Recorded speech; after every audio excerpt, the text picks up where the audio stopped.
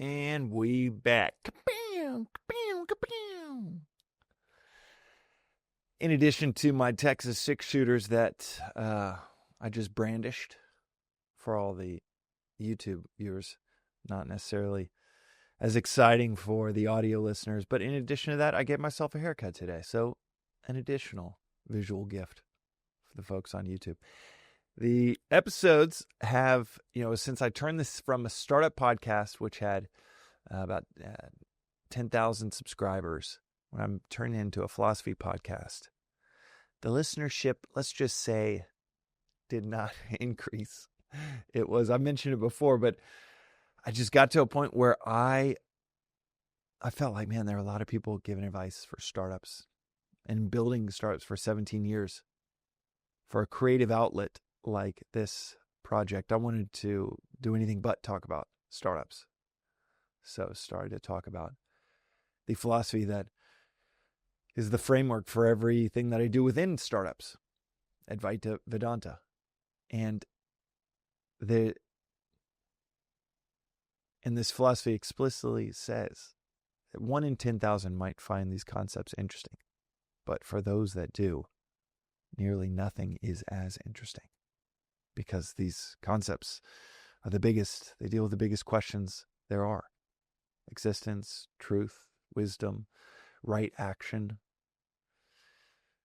I love the definition of right action within Vedanta, which is that which generates energy, versus wrong action, that which dissipates energy. And for a philosophy that has been so foundational, so formative and powerful, even in my mundane worldly pursuits, for something that has been so powerful and well beyond worldly pursuits, relationships, energy, generation, I always wonder, why did it take me until 30 to even come across this philosophy? I think I lightly came across it growing up and my dad listening to Alan Watts and Ram Dass tapes in his car as he would drive us around, and I would yell, "Please turn on music, please turn this off."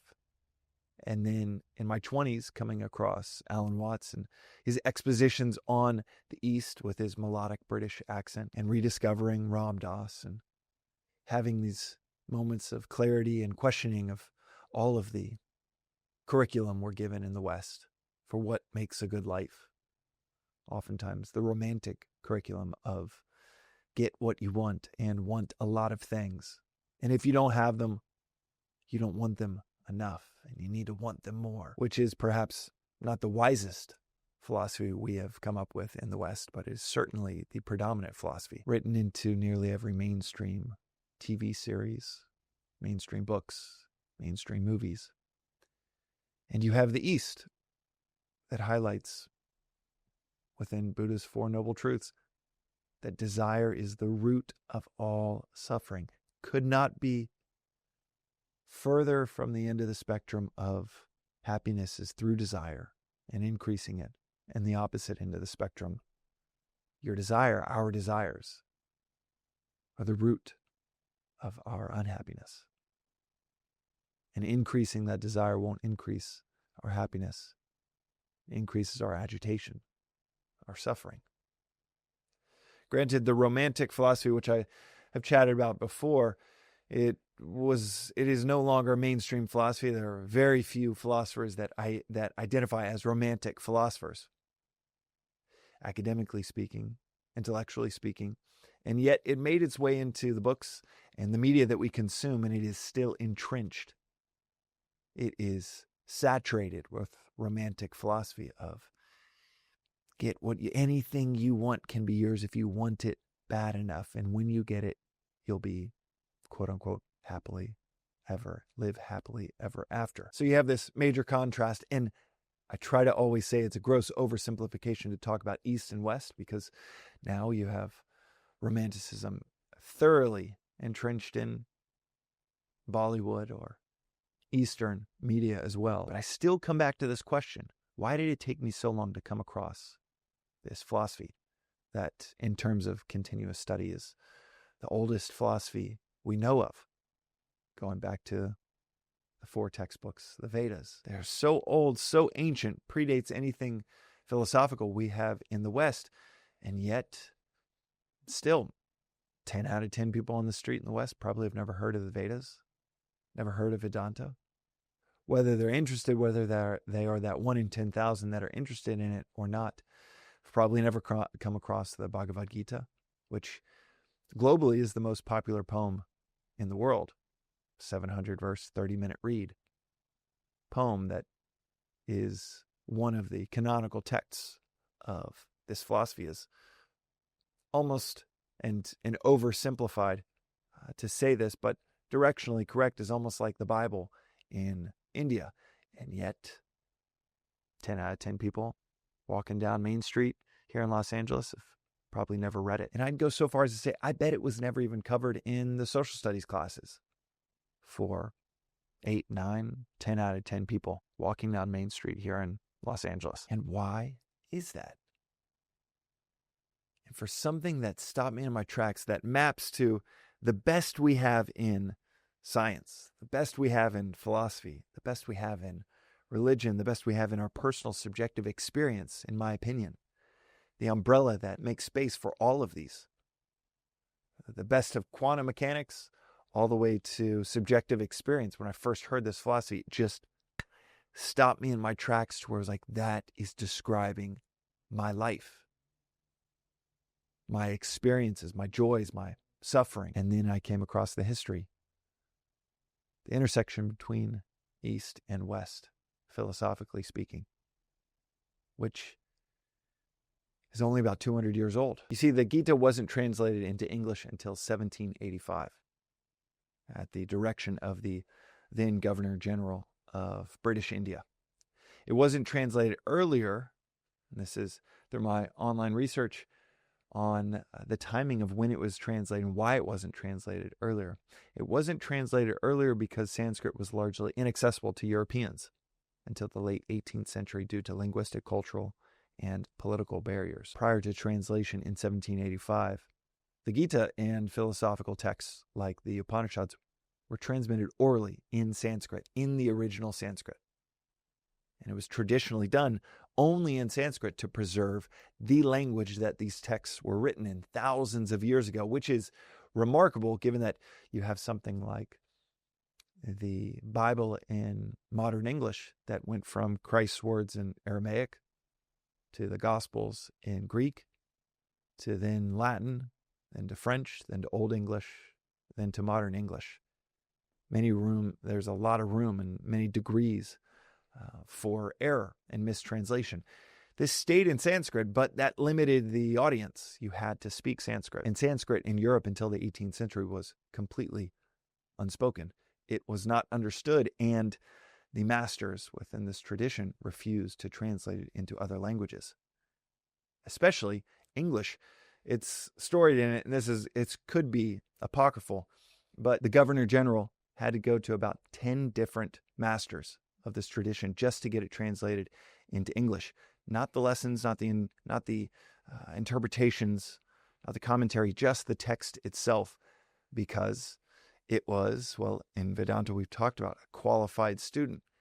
It is not a philosophy that is meant for the masses that are curious, that are journalists, just looking to peek their head in the door of a deep, rich philosophy that requires a lot of interpretation and reflection because it can be so cryptic. So there's refusal after refusal, and it was seen that the Governor General wasn't that serious and truly learning the philosophy. So the effort took years of proving that this was a qualified student wanting to learn before it would be translated into English. This translation marked the beginning of the exposure of Eastern philosophy in the Western world, and almost immediately had an explosion of interest in Europe and in America with folks like Emerson, Thoreau, the Boston Brahmins, Margaret Fuller. You have Nietzsche. I'll read something interesting about Nietzsche here in a second. You have Schopenhauer. Schopenhauer famously extolled the Upanishads as the highest intellectual word that humans have ever produced. And the interest in this philosophy would continue to run through titans like Carl Jung or Aldous Huxley, Joseph Campbell, Alan Watts, Ram Dass. You have this galaxy of brilliant minds and questioners that seem to find solace in these texts over the last 200 years. Something interesting that I was reading this week about Nietzsche is his comparison of West. I'll try to include this link into the show notes. Comparison of Western philosophy to Eastern philosophy once he came across Vedanta. Upon reflection and internalization of these texts when Nietzsche first came across these, basically said that the West was 1,000 years behind the East in terms of philosophy. Here is one letter that he wrote to Heinrich Koselleck, where he says, I owe to these last weeks a very important lesson. I found Manu's books of laws in a French translation. This absolutely Aryan work, a priestly codex of morality based on the Vedas. These are translations and interpretations of the Vedas that were first written about and discussed in Europe. On the idea of caste and very ancient tradition supplements my views on religion in the most remarkable way. I confess to having the impression that everything else that we have by the way of moral lawgiving seems to me an imitation and even a caricature of it. Even Plato seems to me in all main points simply to have been well instructed by a Brahmin. Nietzsche would go on to use a Vedic hymn as a motto for his book Daybreak, which goes, there are many dawns which have yet to shed their light.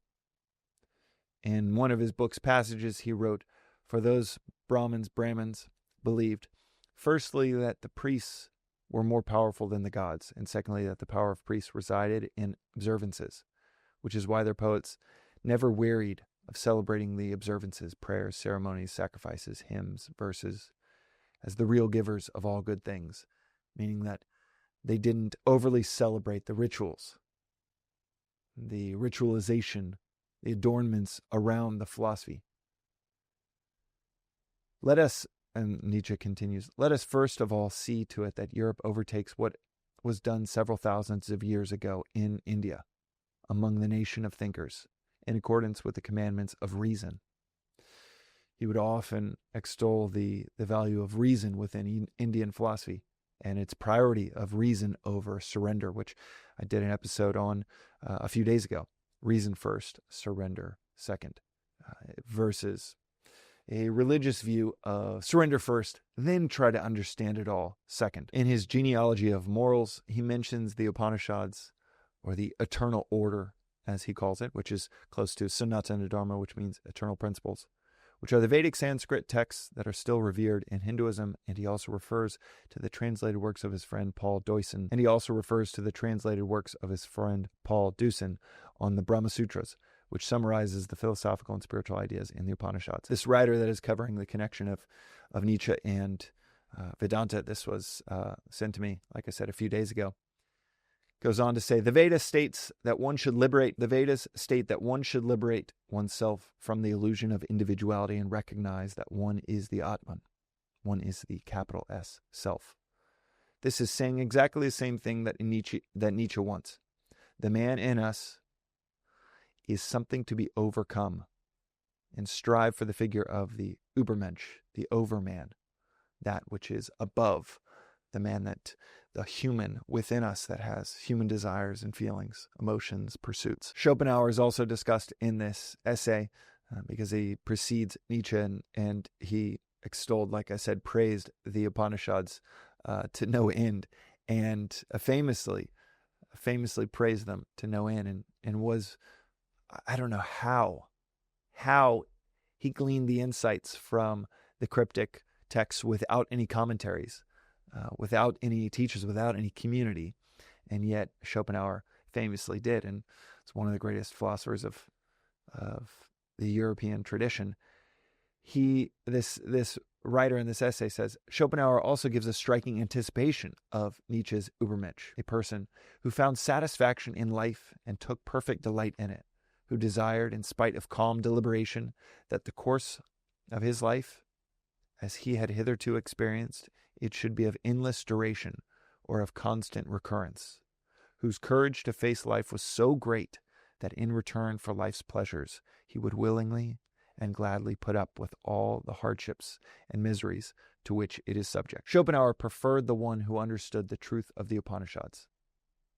He knows that he himself is that will of which the whole world is objectification to copy. No endless path or future in which man will not exist can frighten him, for he regards these as an empty mirage. The essay ends with this quote from Nietzsche.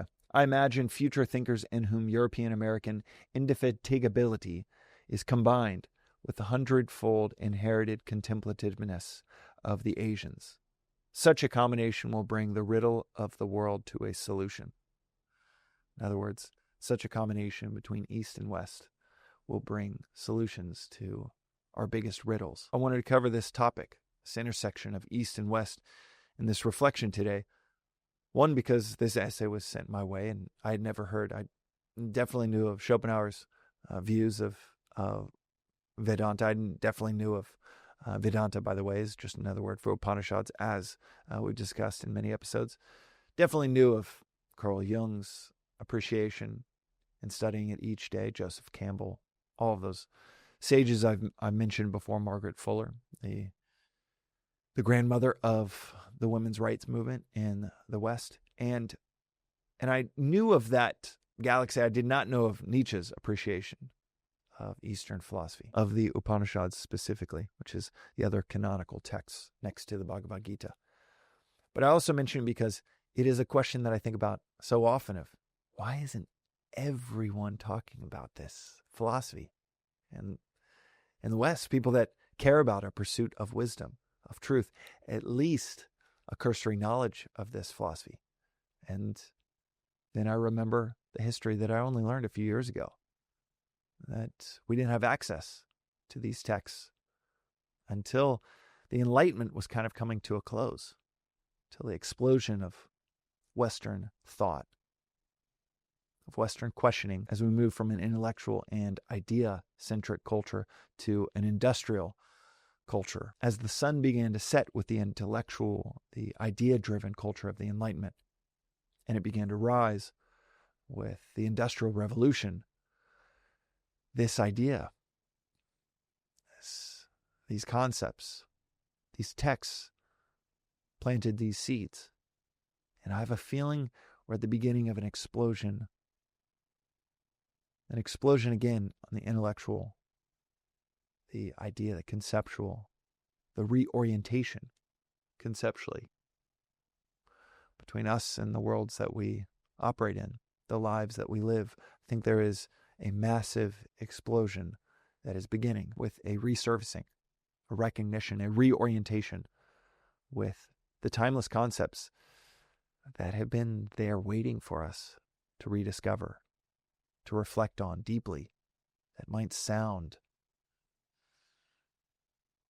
wholly unbelievable when we first hear them, blinding because they are so different from what we are told from our society, from our culture each day. And yet, when we hear them, it's nearly impossible to unhear them, to think about them again and again, because that seed of truth within these ideas and within ourselves seem to attract to each other. And as our culture experiments with crazy abundance and wealth and comfort and the pursuits of the outside world, like I said, I think we're going to see this explosion of interest in the inner world, how unsatisfying these unending pursuits of comfort and pleasure actually end up being. And if you're one of the 40, 50, 100, I have no idea how many people tune into each episode, but if you're one of the listeners to the Daily Vedantic, then you are ahead of the curve in what is going to be a massive explosion between East and West. And as Nietzsche put it, such a combination will bring the riddle of the world to a solution. He might just be right. That is today's reflection on the Daily Vedantic. We'll see you next time.